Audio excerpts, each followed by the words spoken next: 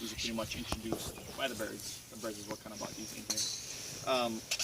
There's a tree that looks real similar to this. The difference between them was actually the leaves here. See how these leaves are green and yellow?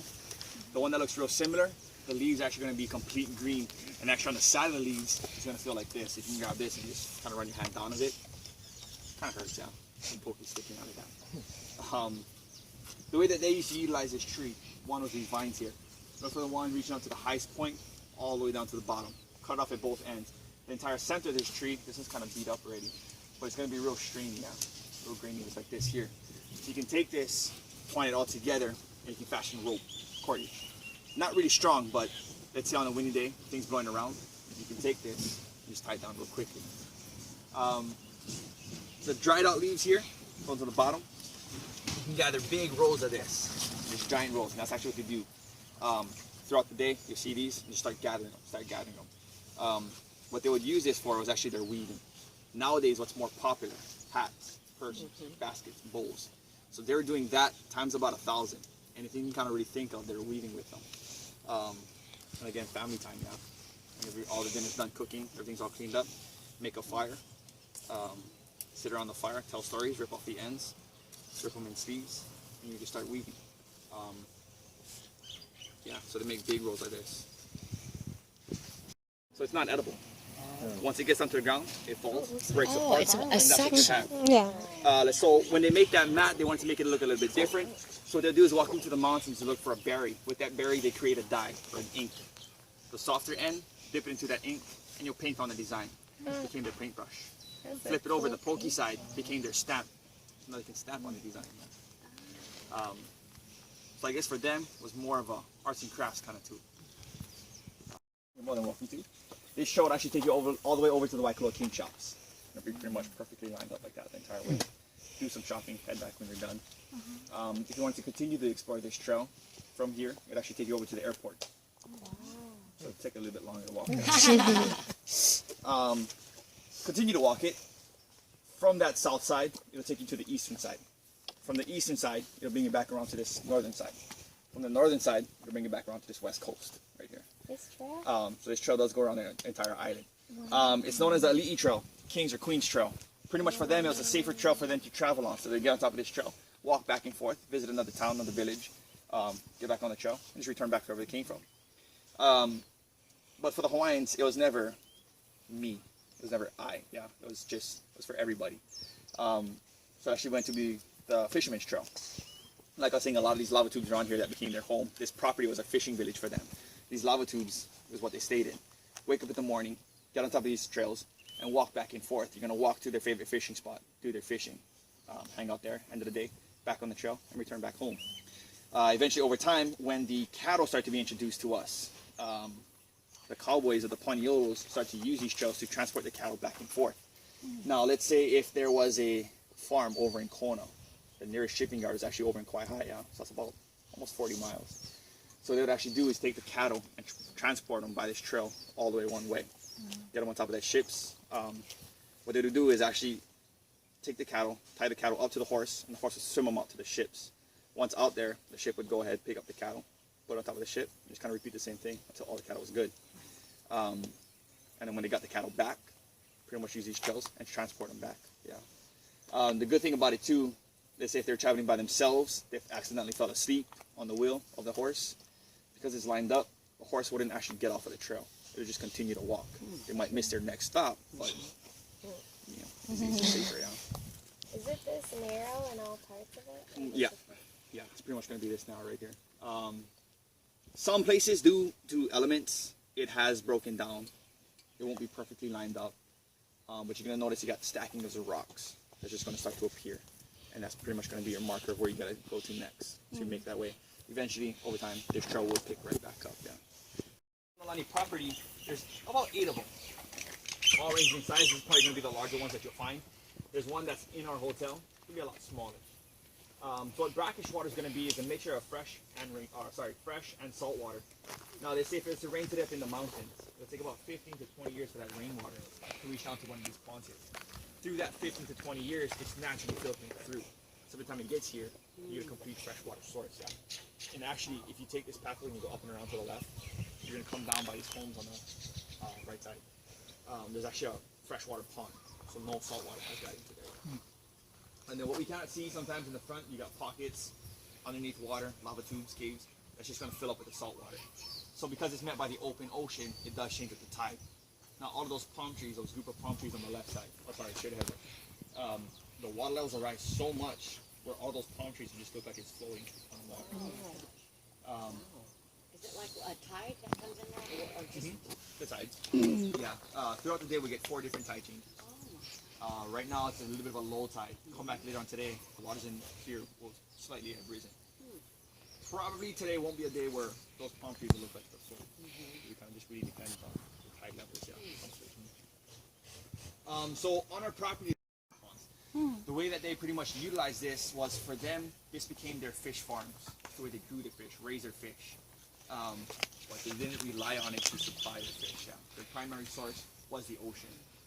They're seeing a lot more fish in the sea. That's true. So yeah, get out there, take your canoes, get out there and just travel back and forth, gather your fish, return back at the end of the day. When the elementals to get rough, strong currents, strong winds, high surf, instead of risking everything and getting out there, shut down those operations, returning back to ponds like these here.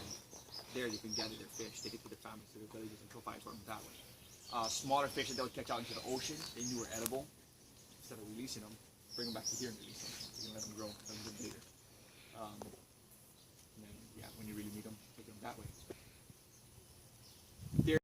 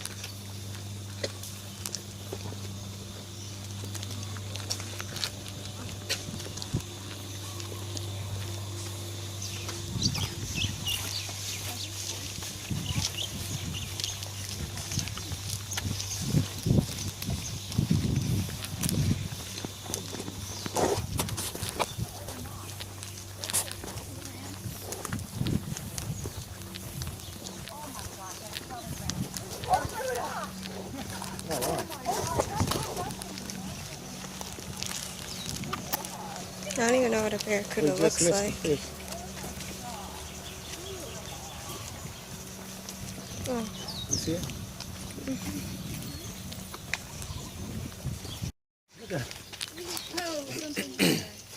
Did you get there? No. There's that thing. So there's something floating on the top of the water when they jump out of the water. Yeah. Something floating on the top. So what they do is they'll swim down and they'll come up straight up the top of it. They'll eat it, and that's pretty much What kind of fish are those? Mainly your mullets. Mullets? Yeah. Mullets, they're kind of more of a vegetarian fish, yeah. So they kind of eat more of the algae. Oh, so things that would drop from the tree. Things like that, or the Seaweed. seaweed that's growing on top of the ground. So the leaves here, you guys have neosporin. This was their neosporin. Open cuts, open wounds. Take it, you can either break it apart or boil it. Place it on top of there though, and just wrap it up. Yeah, it's gonna slowly heal that cut over time. You can actually make a tea out of this as well. Heat up water, smash this, drink it. The fruit on top of here, again the white ones you can touch on the tree. The green ones, not yet ripe. They make a juice out of this. The way that they're doing the juice back in the time, we're kind of still doing it now. Highly medicinal juice though.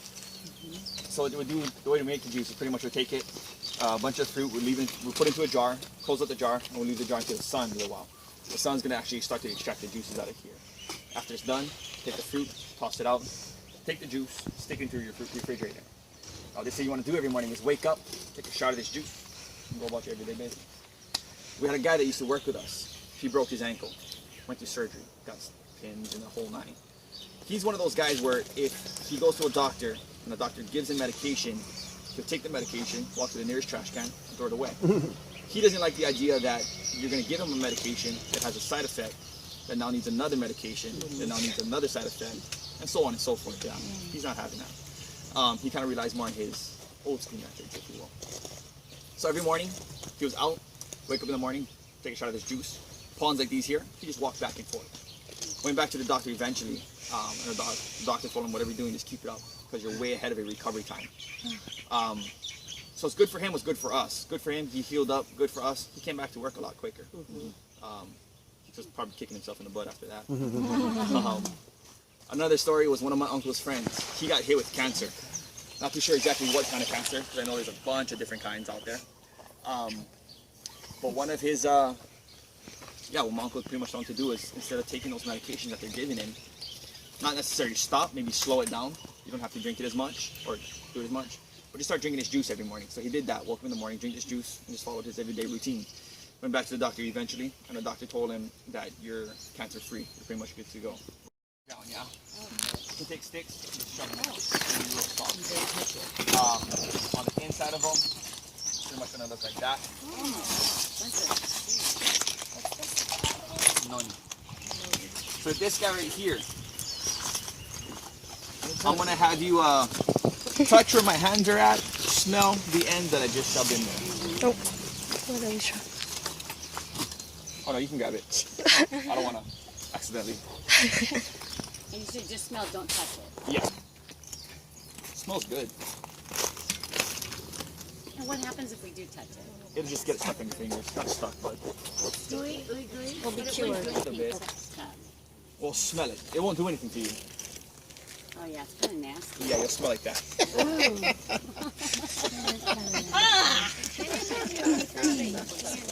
What's the name of the tree again?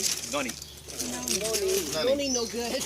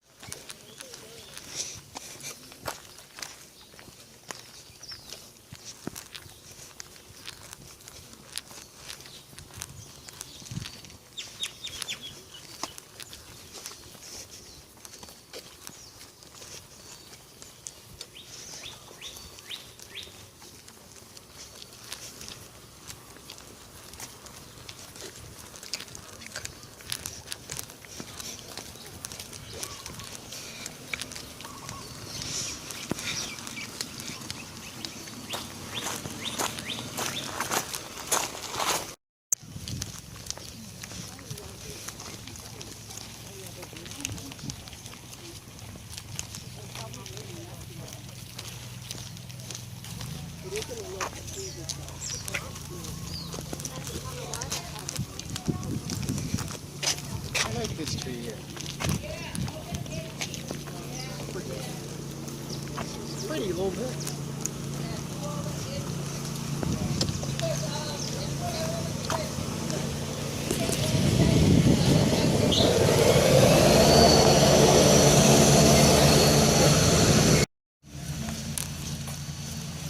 How long did it take you to make that basket? You don't know? No. Half hour? 20 minutes? Well, it was a full hour of crafting. But there are a lot of there. Some people came late, so we couldn't like. You didn't start on time? No. Well, we started and then we had to stop because people came late and he had to teach them.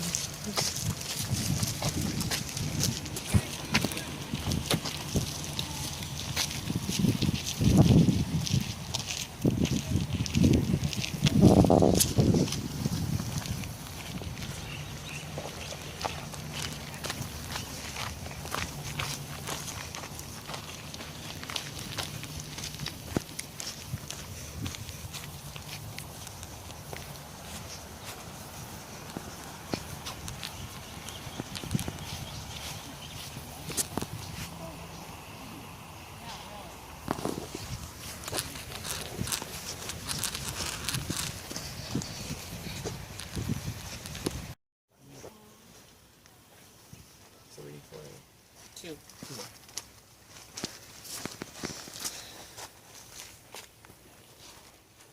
Okay, so after they had enough resources and supplies, they pretty much moved into these guys, yeah.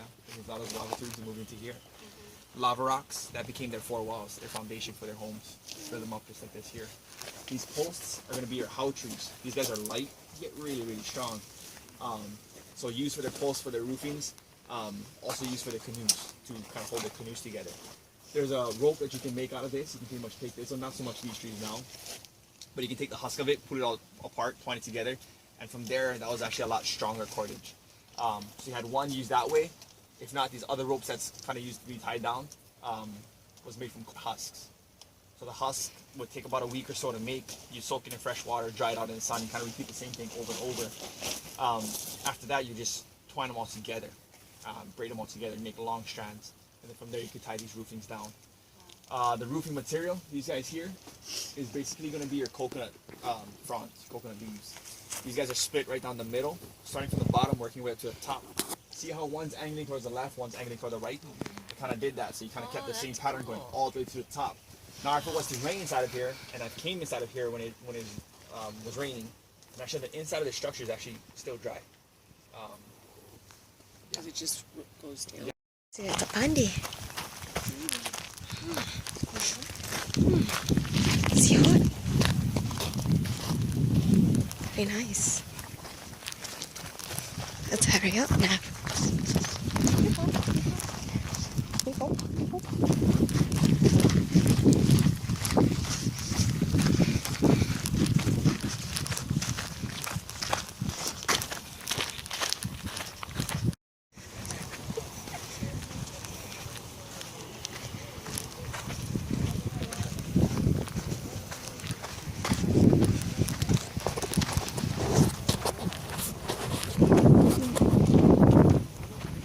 Alisha, what'd you say before? Same shoes? Shoes. I really felt uncomfortable.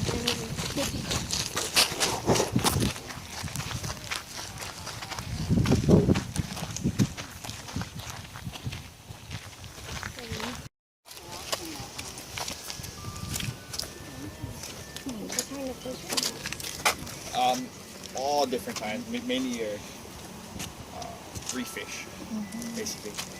So when they were pretty much building up these structures, building up these guys, all these pohakus, all these rocks, and it wasn't just one person that would do it. They would actually pass it from one person to another, yeah. So get a bunch of people together, start passing these rocks back and forth, and make up these rock walls. They'd actually place a gate similar to that there, actually exactly like that there, but instead of using metal, they use wood. From there, they could actually control the amount of fish that was coming back and forth inside of here. So you see how the spacings in between of this is actually quite small. So you let the smaller fish swim in. The smaller fish will start to prey off of this one, get bigger. That smaller fish can no longer swim back out. So from there, they could adjust the angle of those posts, yeah, allowing bigger fish to swim in or smaller fish to swim. Get out Kind of fast. just depends. But yeah, I mean that's pretty much how they did it. Fish would swim inside of here. Sometimes get too big to get stuck in to swim back out. And then every fish inside of here has some kind of purpose, yeah, whether it be edible, they could use it to catch other fish. So yeah, they all pretty much have a different purpose. From here, from this pond, I think the Malani guys, they do actually let it back out into the this pond here.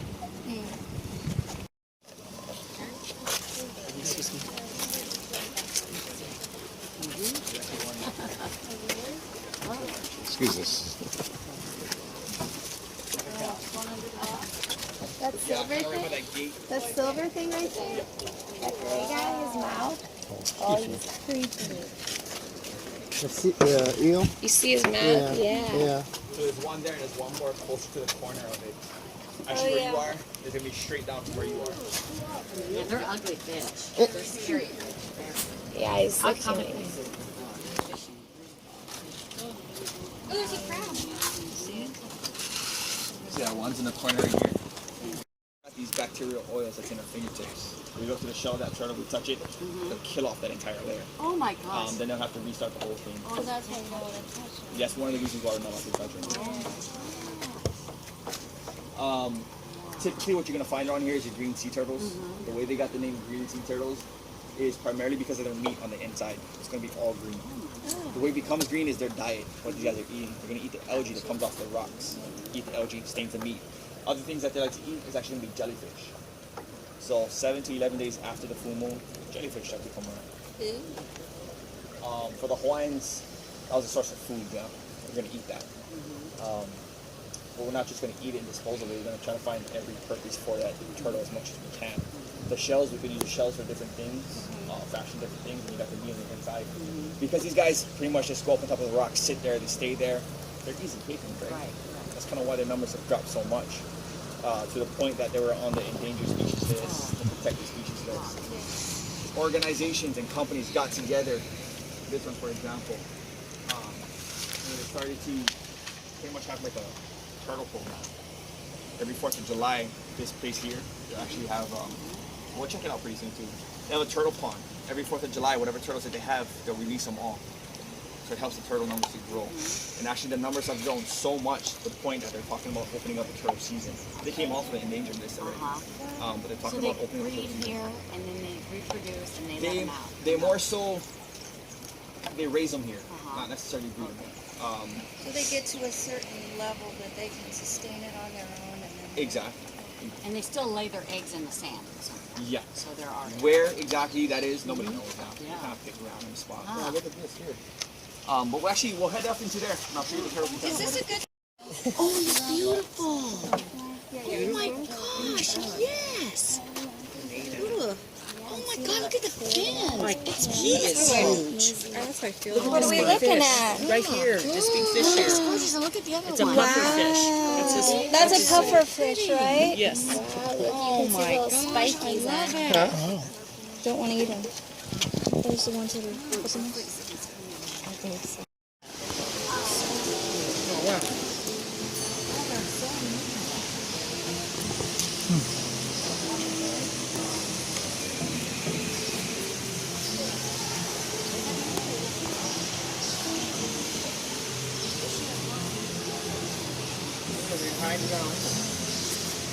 They float. They're so weird. You could jet along everybody.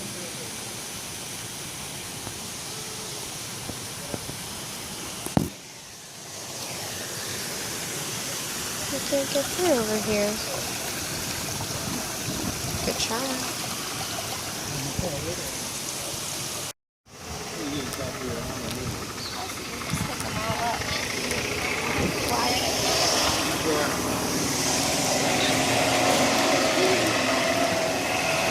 Ooh, shark is shark.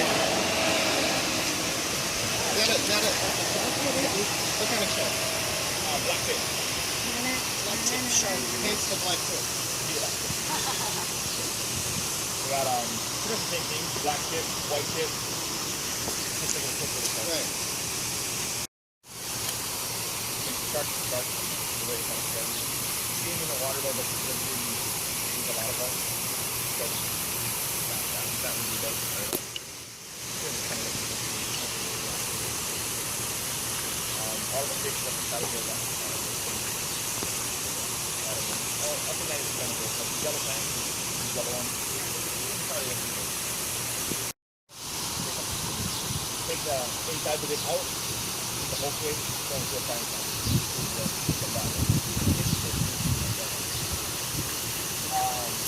The fish on the inside, you call it collar, pretty much right off the top of the forehead.